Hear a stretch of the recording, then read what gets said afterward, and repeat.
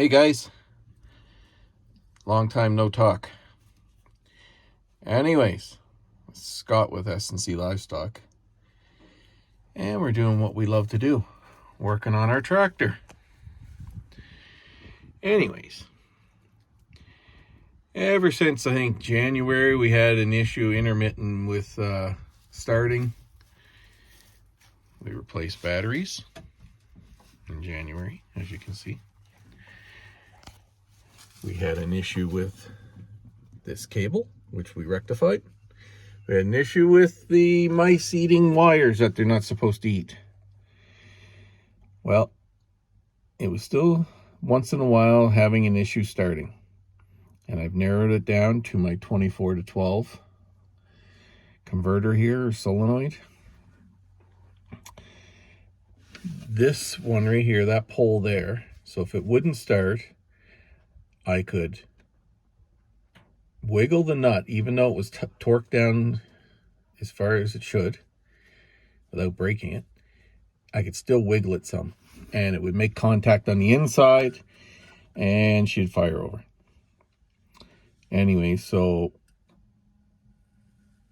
it was causing some issues, and I said, all right, there's got to be more to it. So we took it apart, and through the advice of someone that deals with these tractors from Belarus, we tried to rectify it, and it made it worse. So I have purchased a new one, and that's what I'm about to do. I just took the two top bolts out. I'm going to remove the wires. Then there's two bolts down there, very on the edge, which are a peach to get out. And we'll replace it and see how we go.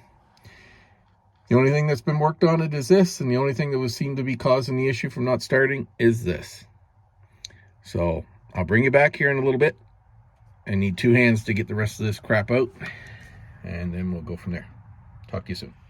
Hey guys, I just wanted to show you this little girl here. She was the last to be born. That's her mom right there, number 6. This is little 6K. So when you're out checking your cattle, be very mindful of their manure. Have a look. Have a look at the, for lack of better words, have a look at their poop, their shit. Make sure it's looking like what it should be. That little girl, so my wife was out looking, doing her morning walkthrough, and that little girl had a morning movement, and it was very white, and it had blood in it. So anyways, that is a sign of coccidiosis, which can kill that calf very quickly. So we administered Nuflor, scour pills, and Trimidox at one point as well, along with some vitamins, but and electrolytes. We didn't have to bag her with the electrolytes and tuber. She drank it on her own, which was good, and she was still drinking off mom, but we did put them in the corral to make sure that we can, get a hold of her and administer the drugs as needed. So our vet recommended 4 days of it. Tomorrow will be day number 4, and she's looking good. She is very active in here throughout the day. She's not lethargic. Her poop is a lot better. It's back to normal colors. There's no blood. So hopefully, if everything goes good overnight, then her and mom will rejoin the group.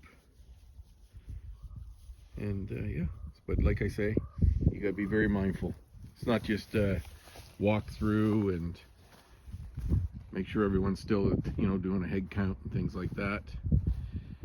You gotta have a good look at their crap, see if they're peeing, all that kind of jazz. Anyways, then on another note, I have one of my gals. You guys know her as Tess. I noticed that Tess has a little bit of something going on the lady parts tonight. So Tess isn't a cow that you could walk up to and, you know, dart her or anything like that, you know, like give her a shot or easily put her in the squeeze. So we'll draw up a couple darts that we have for our dart gun, and we'll administer it that way for Tessie girl. It's a heck of a lot easier for me and safer for me, and she'll get the needed medicine that she needs.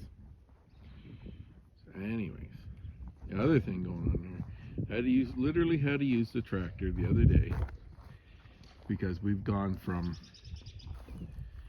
dry, and it's trying hard. Look at the ground here, it's trying hard to be dry, to slop and mud. The girls are halfway up their legs there in mud. And I took the loader and I pushed up quite a bit of mud. And on the other side of that mama is more.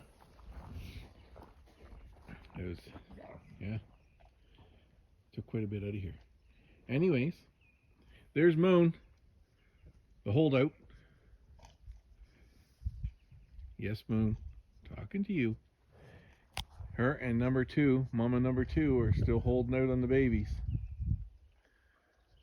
They're the only ones we got left.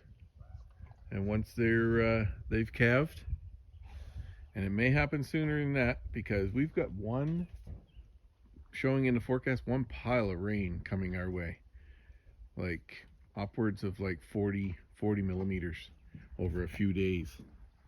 And that's higher ground up there, and there's nice big spruce trees throughout there that allow them to get underneath and get a little bit of shelter. The babies got shelter. They've been utilizing our shack, our calf shack over here a lot.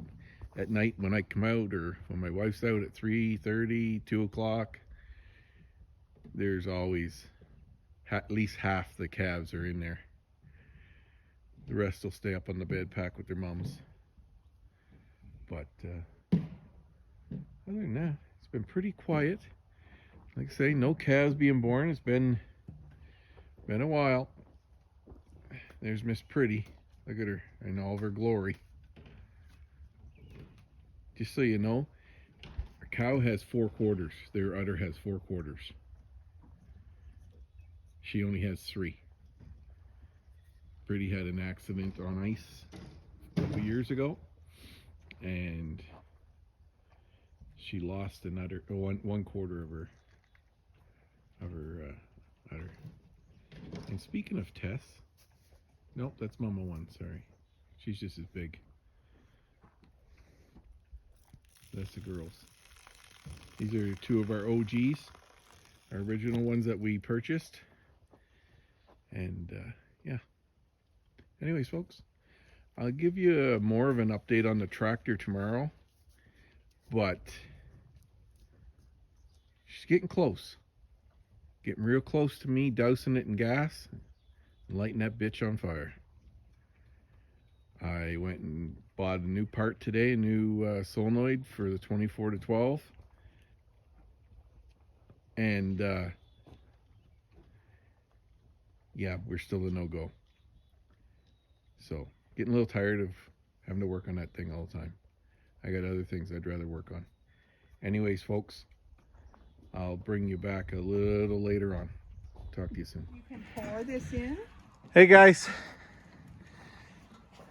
There's Mr. Kong, our bottle baby. He just had dinner. I noticed today that Mr. Kong is also an opportunist, and he was getting some milk from some of the mums, which is great. There's Moan standing over there because we actually just gave the girls some grain, as you can see by the row of asses. A few of the little ones get in there, but in their shelter, in the calf shelter, I do give them grain on their own, away from the moms, so they can have a little extra. But anyways, update on the on my scrap metal. Let me see if I can zoom in. Right there, you can see the grapple. Anyways, that SOB is still letting me down. Tractor is still a no-go. I don't know if any of you guys, I know Chad here in Alberta has, but any of you folks have had issues with, she looks like she's limping. Had issues with 12, 24 volt systems. I went and changed out the solenoid, and yes, I did get it back in the correct wiring sequence. I took multiple videos, or sorry, not videos, pictures, and had it confirmed by someone else, and it is all wired back correctly. We've tried, there's a safety switch almost affair on the gear shifter. I've jumpered that, no go, thinking maybe that was the issue. Yeah, I've even tried switching these little, they're almost like resistors underneath the instrument cluster. No go on that. So I don't know, I'm at my wit's end. I did notice that on the starter that it has a lot of play, quite free, the play in it. So anyways, I got another one on order. I doubt it's it, but anyway, the saga continues. So we'll see when the starter switch gets here. I won't be here. I'll be back in Fort McMurray, but my brother-in-law has volunteered to come over and continue working on it. He was here testing a lot of stuff with me today, and the another family member will be home from his off his acreage job on Wednesday, and he is quite scripted, especially on heavy equipment electrical. So we'll see what he has to say once we get him over here. Anyways, other than that, we're still waiting on Moon and Mama number 2 to calve. I do see that my number 25 girl looks like she has a little bit of a limp going on. They've been being arses and pushing around. The heat cycles are kicking in around here, so they've been pushing around and mounting each other all over the yard. We're hoping to wait before opening up the electric fence and letting them up to get up further along till Moon and number 2 calve. Actually, if I can zoom in on Moon, if you can see her bag, it's starting to get a little tight. Yeah, sometime May, I'm guessing. Would have been nice if they'd been in closer with the other ones, but anyway. Anyways, folks, if you got any information on that Polaris tractor, Chad, if you're watching, maybe you know something more other than because you ran into some issues with that system. Let me know down in the comments. Just an update on another update on the little number 6 calf that we had some issues with coccidiosis. She has, as far as we're concerned, recovered. She is doing very well out here. We let her back out with the out in Gen Pop, as we so to say, and her and Mom are doing great. So there's a win for once for us on the farm. I'll take that win any day. We had some neighbors that had some scours go through their places. Another fellow in the area, not too close to us, but he had 6 calves born the other night, Hey guys, sorry my phone died.